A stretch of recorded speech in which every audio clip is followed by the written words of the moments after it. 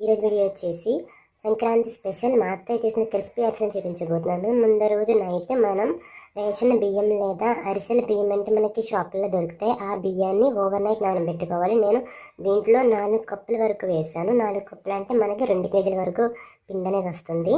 ఇలా 2 కేజీల వరకు బియ్యాన్ని నానబెట్టుకున్నాను. ఇలా తర్వాత రోజు నైట్ వడగట్టేసి మొత్తం కడిగేసుకుని బియ్యాన్ని ఇలా ఈ విధంగా పిండాడించుకోవాలి. పిండి చాలా మెత్తగా ఉండాలి. ఆ పిండిని తడారిపోకుండా కవర్ చేసుకోండి. ఈ విధంగా ఒత్తుకోవాలి. ఇలా ఈ విధంగా నేను చూపించిన విధంగా మెత్తగా ఉండాలి, తడారిపోకూడదు. దానికి బెల్లం 1.5 కేజీ ఉండాలి. 1.5 కేజీ బెల్లాన్ని చిన్న చిన్న ముక్కల కింద కొట్టేసుకుని ఈ విధంగా పాకం చెక్ చేసుకుంటూ ఉండాలి.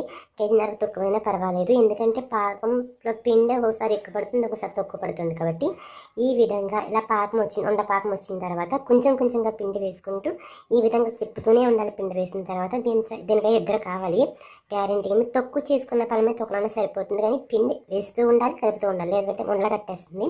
పిండి అనేది పాకంలో వేసినప్పుడు కొంచెం నెయ్యి ఉన్నవారు నెయ్యి వేసుకోవచ్చు, నెయ్యి లేనివారు ఆయిల్ కూడా వేసుకోవచ్చు. ఈ విధంగా పాకం వచ్చింది, అది కొంచెం కొంచెంగా పిండి వేస్తూ ఈ విధంగా కలుపుకుంటూ ఉండాలి.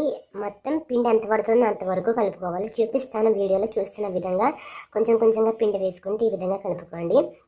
ఎంత బాగా కలుపుకుంటే అది అంత బాగా వస్తాయి అన్నమాట. మీరు కలుపుకోకుండా ఉంచేస్తే ఉండలు కట్టేస్తే పాకం అనేది గట్టిపడిపోతూ ఉంటుంది, అసలు అనేది సరిగ్గా రావన్నమాట. ఈ విధంగా కొంచెం కొంచెంగా కలుపుకుంటూ ఈ విధంగా కలిపేసుకోండి. నాకు అసలు పిండి అయితే సరిగ్గా మిగలేదండి, సరిపోయింది మొత్తానికి. చూసారు కదా, ఈ విధంగా కలిపేసుకోండి. చూసారా చూపించిన విధంగా ఆ విధంగా ఉండవ్వాలన్నమాట. అలా ఉండేంత కొంచెం పైన ఆయిల్ వేసి పక్కన పెట్టేసుకోవాలి. ఇలా పాలిథిన్ కవర్ కానీ లేదా శారీస్కి వస్తాయి కదా కవర్స్, ఆ కవర్స్ని కట్ చేసేసుకుని దానికి ఆయిల్ రాసుకోవాలి. ముందుగా మనం డీప్ ఫ్రైకి సంబంధించిన ఆయిల్ కూడా పెట్టేసుకుని అరిసెల్లా ఒత్తుకొని ఈవెన్గా 2 పక్కల ఫ్రై చేసేసుకుని ఇలా అరిసెల పీటతో ఆయిల్ మాత్రం ఎక్సెస్ ఆయిల్ అంతా ఒత్తేసుకోవాలి. చూసిన తర్వాత ఈ విధంగా వేసేసుకుని ఆయిల్లో ఫ్రై చేసుకుంటే ఎంత రుచికరమైన ట్రై చేసి మీకు నచ్చిన తప్పకుండా తెలియజేయండి. సబ్స్క్రైబ్ చేసి పక్కన బెల్ ఐకాన్ నొక్కండి.